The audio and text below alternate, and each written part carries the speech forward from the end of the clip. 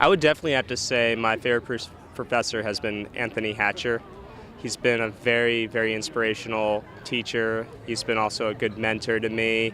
He really opened himself up to me when I was in my sophomore year, and he shared with me some very historic experiences that I found to be very intriguing, and he really brought a different kind of perspective of communications to me.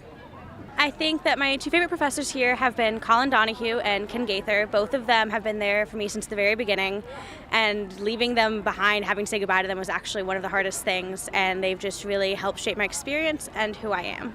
My favorite education professor is Marna Winter because she has been a great support and led me through the entire student teaching process and really been such a mentor and made this such a positive experience. Well, I've had the opportunity to work with a lot of very good professors, very influential professors, but one that really comes to mind is my professor for diverse learners, who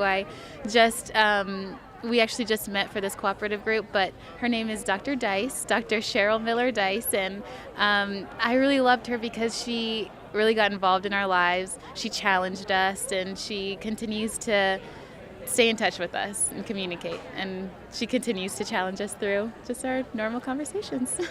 My favorite professor is Dr. McLaren in psychology. He taught animal behavior, and he's just a really fun guy, and he made learning really enjoyable for everyone. And then another one of my favorite professors was Dr. Gammon in the biology department. I did research with him on mockingbirds around campus, so we were running around at dawn catching mockingbirds and everything, and he made it really fun.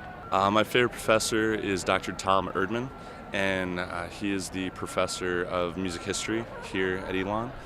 He's been here for about 20 years and done various things throughout the department, but he more so than any other professor really pushes us to think analytically and critically about the music that we listen to, and it's not just about reading a text and then talking about it in class. It's placing that responsibility on us to understand that material and then apply that to his regular class lectures and discussions.